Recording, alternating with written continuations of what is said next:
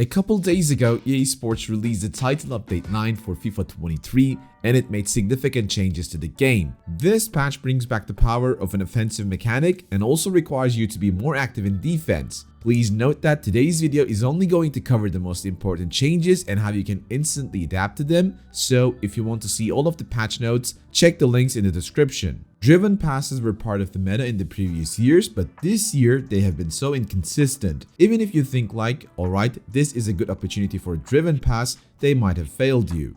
With the title update 9, they're now back on the menu. First, let's see how EA visualizes the change. As you can see on the image, the passing lines are spreading more and more as the distance gets longer. Since we want to achieve passes towards longer distances in shorter times with driven passes, this was the main reason of inaccuracy. However, as we take a look at the image from the post-patch, the lines are looking much more tighter and this can be felt in-game as well. To be able to send a driven pass, point out your target with the left analog stick, simply hold on to R1, RB button, and power up the pass regarding the distance. However, this improvement with the accuracy still doesn't mean that you can send the ball mindlessly.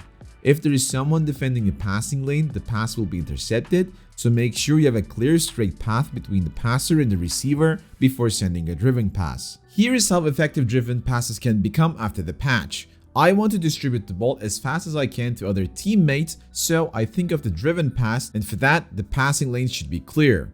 Going for a driven pass from the center back to my midfielder reduces the time of the travel of the ball, so the defender can't react in time. This allows me to go for another driven pass since the passing lanes are undefended, so I pass the ball towards Modric and instantly take the ball towards the lower side, which opens up another wide passing angle towards Messi. Another on-point driven pass towards him and one final one towards his co-striker finishes the job. Taking a look at the same position without pausing shows us how hard it is to switch players and defend consecutive accurate driven passes. So look out for more driven passes opportunities and maybe create them by yourself occasionally. We have already showed our members on the Guide Plus how to use driven passes effectively even before the patch weeks ago. The Guide Plus is our FIFA learning application, which you can download for free if you're looking forward to improving FIFA.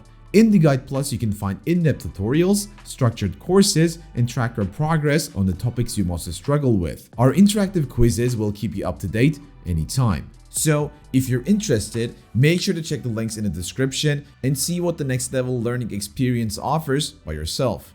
The second change is a bit more interesting. At the start of the year, a new player attribute was introduced for the new gen players, which is the Accelerate archetypes, and most of you probably still remember the lengthy archetype dominating the beginning phase. EA has been making changes to this attribute. With the latest patch, players with Explosive archetype accelerate slightly faster during the early stages of the requested sprint. That means they are now more capable of reaching their full speed earlier than the players with other Accelerate archetypes.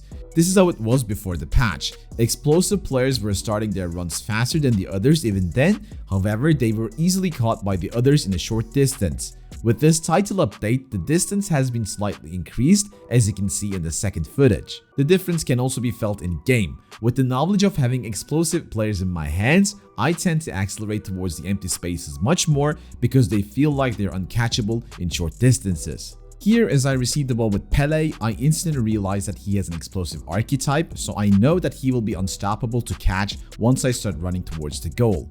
After facing towards my target, I immediately start running and look how fast he explodes with his run.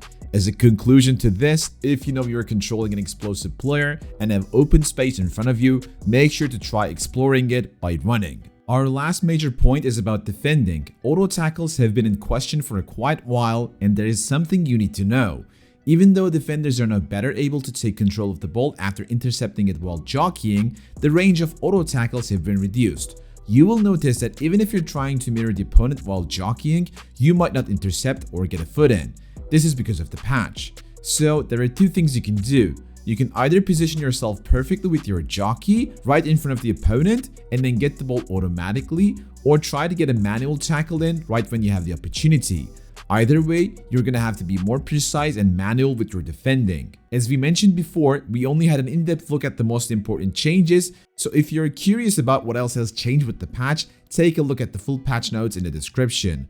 Also, let us know what you think about the gameplay in the comments. Now that you know what changed in the game with the patch, it is time to adapt to it. You can also check out one of our latest video about 1 versus 1 defending, which is now way more important after the patch. That is also linked right now on your screen.